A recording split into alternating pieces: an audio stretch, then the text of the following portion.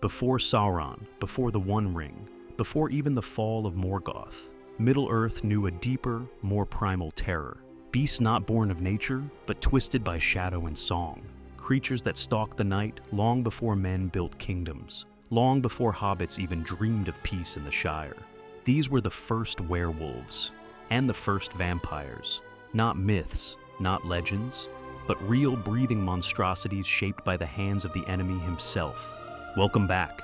Today, we're diving into the terrifying creatures of shadow that haunted the First Age, and the cursed souls behind their creation.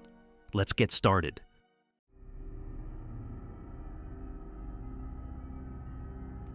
Long before Sauron took the form of the Lidless Eye, he was known as Gorthour the Cruel, the master of deception, a sorcerer of dreadful power, and Morgoth's most trusted lieutenant.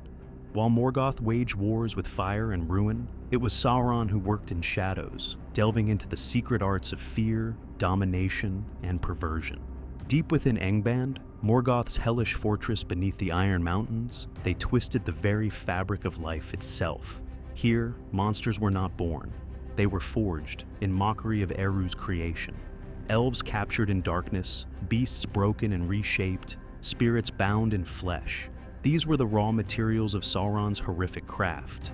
Through his experiments, a new breed of terror emerged, creatures not merely savage, but intelligent, imbued with malevolent purpose and spirit. The first werewolves and vampires were no accidents. They were weapons, molded for fear and domination, in a world still trembling under the weight of its first war.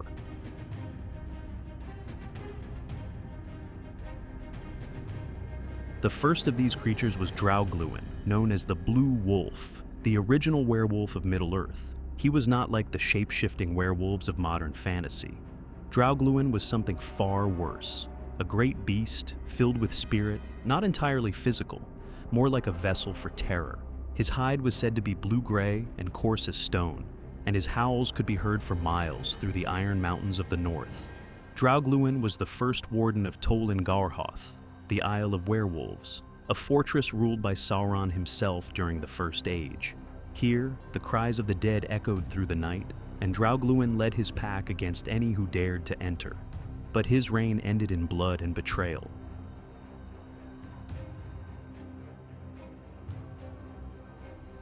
In one of the most epic and tragic tales of the First Age, the tale of Beren and Luthien, Draugluin meets his doom. Beren, a mortal man, and Luthien, the daughter of an elf and a Maya, undertook a quest to steal a Silmaril from Morgoth's crown. Their path led through Garcharoth, where they were captured by Sauron. But they had an ally, Huan, the Hound of Valinor, a divine wolfhound gifted with fate and prophecy. In a clash of beast and beast, Huan tore Draugluin apart, ripping his body from shadow and sending his dark spirit howling into the void. But Draugluin's death would give rise to a terrible disguise, for Beren donned his very skin, using it to infiltrate Angband itself. Imagine the irony. The skin of the enemy's hound used to sneak into the heart of darkness.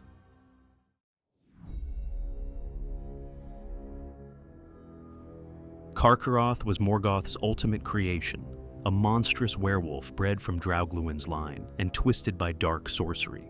Raised to guard the gates of Angband, he was a beast of immense size and unrelenting fury, driven by the will to destroy. When Beren and Luthien infiltrated Angband, it was Carcharoth who bit off Beren's hand, swallowing the Silmaril hidden within. But the holy jewel burned him from within, driving him into a maddened rampage across Doriath, leaving death and ruin in his wake. It took a final, fated hunt, led by Huan the Hound of Valinor, to bring the Red Maw down. Carcharoth's end marked not just the death of a monster, but the fall of Morgoth's greatest beast, undone by the very light he tried to consume. Carcharoth stands not only as the apex of Morgoth's monstrous designs, but also as a symbol of how even the mightiest shadow cannot contain the light it seeks to consume. His end was a prophecy fulfilled in blood and fire.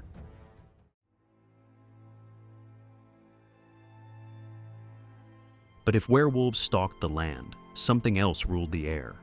Thuringwethil, the woman of secret shadow, was Sauron's messenger, and she took the form of a vampire. Not a pale aristocrat in a cape, but a bat-like spirit with iron claws, leathery wings, and a taste for blood and death. Her shape was monstrous yet seductive, a cruel echo of what once may have been a Maya or higher being, now enslaved to shadow.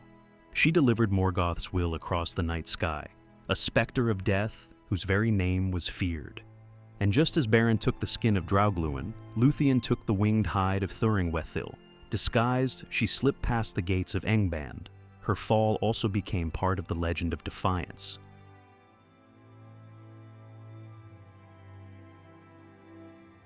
Tolkien never fully defines these creatures like modern fantasy does. Werewolves and vampires in Middle-earth are not diseases. They are warped spirits, perhaps even lesser Maiar, that have taken monstrous forms. In the letters of Tolkien, he hints that such beings were animated by spirits, much like the Balrogs, fallen Ainur that clothed themselves in terror. These werewolves weren't mortals turned monsters, but rather monsters born from the spiritual corruption of higher beings. Think less bitten and cursed, and more possessed and twisted.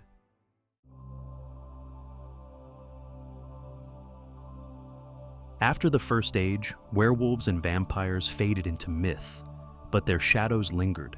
In The Lord of the Rings, the creatures of Mordor are said to be things that lived once, writhing now in shadow, and Gandalf speaks of older and fouler things.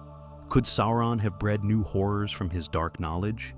Did the spirits of Draugluin and Thuringwethil find new hosts? We may never know. But when the ring-wraiths fly and wolves howl in the night, some say it is not orcs that answer, but older things, darker, ancient. These tales are but whispers from the age before memory, legends of beasts who howled in the time before men, before the world was bent. Yet they remind us of something profound, that even in Tolkien's noble and mythic world, horror runs deep. Not as jump scares, but as ancient spiritual corruption. Evil that doesn't just kill, it twists. Werewolves and vampires in Middle-earth weren't fantasy tropes. They were warnings, symbols of what happens when power and pride are unchained from purpose. They were not born, they were made. The shadows of the First Age still whisper through Middle-earth, and their howls still echo, if you dare to listen. What other monsters still linger in the shadows of Middle-earth? Like and subscribe for more videos like this. Thanks for watching, and as always, see you in the next age.